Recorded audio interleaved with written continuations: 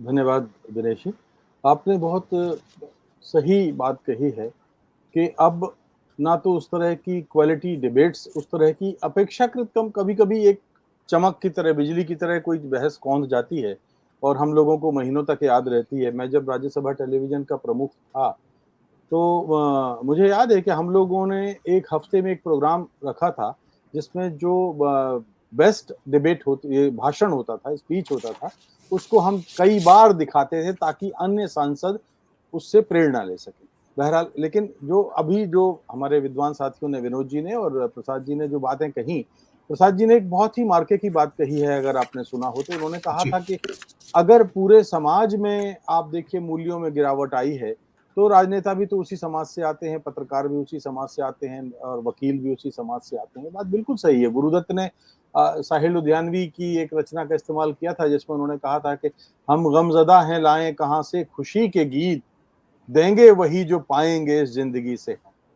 तो जी। जब हमने देखा कि सदन में इस तरह का जो जो मैंने अभी कहा कि 1996 के बाद से स्पेसिफिक जब बात मैं करूं तो 96 के बाद से जिस तरह से सदन में ऐसे लोग आने लग गए जो अपेक्षाकृत दोयम दर्जे के थे, अपेक्षाकृत कम योग्य थे। मैं उनके प्रति पूरा सम्मान रखते हुए कह रहा हूं, लेकिन माफ कीजिए वो राज्यसभा के लायक नहीं थे।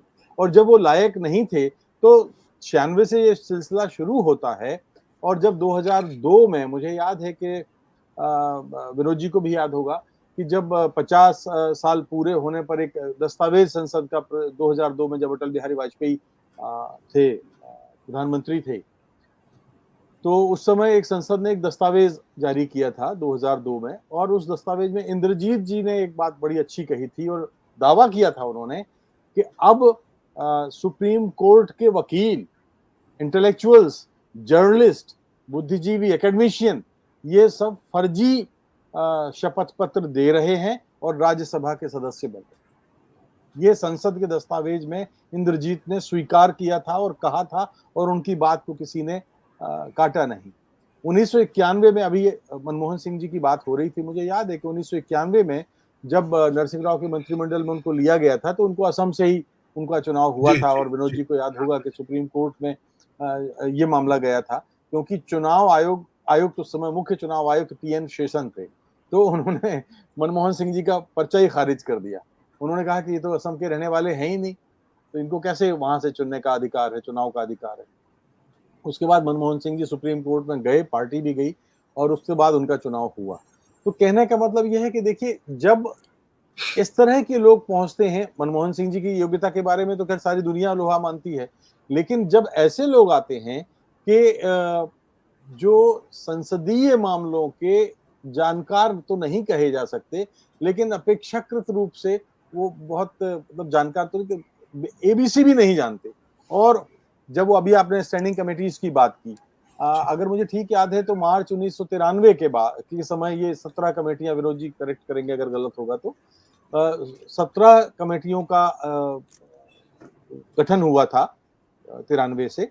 और उसके बाद हमने एक दौर अभी 2 साल पहले देखा था कि देखिए स्टैंडिंग कमेटी में हमने ये देखा है कि सभी दलों के जो सांसद होते हैं वो देश हित में और जो विषय की होती है, जिस मंत्रालय की होती है, उसके बारे में बहुत ही गंभीरता से विचार करते हैं और उसमें राष्ट्रीय हित सर्वोपरि रखे जाते हैं। उसमें वो दलगत राजनीति से उठकर विचार करते हैं। लेकिन हमने बीते दिनों अभी देखा था, मेरे ख्याल साल 1.5 साल पहले की बात है, आईटी के मामलों की स्टैंडिंग कमेटी थी। आप सत्ता में हैं, भारतीय जनता पार्टी के लोग सत्ता में हैं और आपके ही सांसद उसका बहिष्कार कर रहे हैं। ये बात किसी को भी गले नहीं उतर सकती कि स्थायी समिति उसकी जो कमेटी थी उसमें बीजेपी के लोग ही भी क्यों बाइकआउट कर रहे हैं भाई। आपको अगर सहमति भी दिखानी है तो आप अपनी रिपोर्ट में दिखाइए। जी, आपको बिल्कुल। अगर कुछ भी दर्ज कराना है तो आप दर्ज करा सकते हैं, जी, लेकिन उन्होंने बाइकआउट ही कर दिया। तो इस तरह से जब हम देखते हैं कि संसद की और संसदीय समितियां और संसद की कार्रवाई के बारे में अपेक्षाकृत कम गंभीरता से उसको लेने वाले लोग जब चुने जाते हैं, तो उस सदन का भी अपमान होता है, वो सदन का सम्मान नहीं है।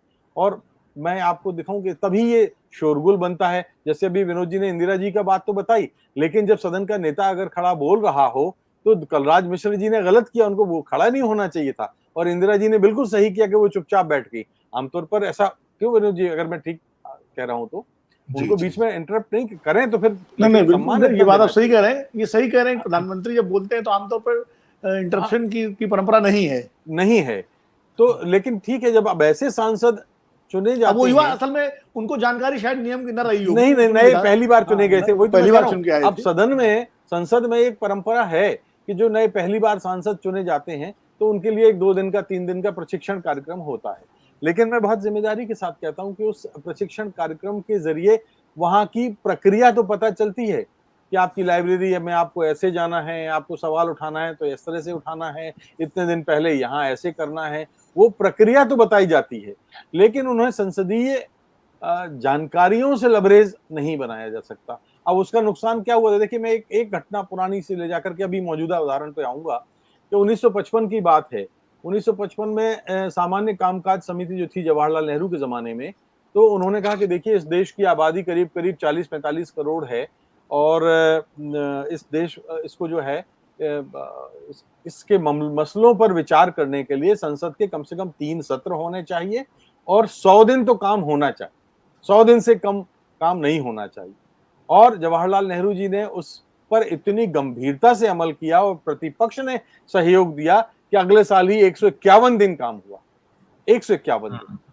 और देखिए, कई मामलों में हम भले ही मिसेस गांधी को आप कहें कि उनमें एक अधिनायकवादी प्रवृत्ति थी, ये था, लेकिन 1971 से 77 का जो संसद का पीरियड है, कार्यकाल है, वो कार्यकाल आज तक का रिकॉर्ड है। उस रिकॉर्ड में उस अवधि में जितना काम हुआ है, 565 बैठकें हुई और 4000 घंटे से भी ज्यादा का काम इंदिरा गांधी के जमाने में हुआ। तो कहने का अर्थ ये है, और अभी अगर आप देख लें 2017 या 16 या की उदाहरण, तो 100 दिन भी नहीं हो रहे हैं। 77 दिन काम हुआ है 17 में, और 57 दिन काम हुआ है 17 में, और 70 दिन काम हुआ है 2016 में। तो आज आबादी हमारी 140 करोड़, हमारे पास चुनौतियां बढ़ गई हैं। आर्थिक मोर्चे पर, अंतर्राष्ट्रीय मोर्चे पर ऐसी ऐसी विकट परिस्थितियां हैं जहां हमको संसद में चर्चा करनी चाहिए। प्रतिपक्ष को सहयोग लेना चाहिए। प्रतिपक्ष के साथ संवाद करना चाहिए। लेकिन अब ये चीजें धीरे धीरे गायब होती जा रही हैं और इन इन चीजों के गायब होने से हमारी कहीं ना कहीं, मेरा मानना यह है कि लोकतांत्रिक देह में एक अंदरूनी तौर पर एक घुन सा लगता है जो तुरंत नहीं दिखाई देता, लेकिन उसका असर बहुत बाद में पड़ता है और ये असर पड़ना शुरू हो गया है।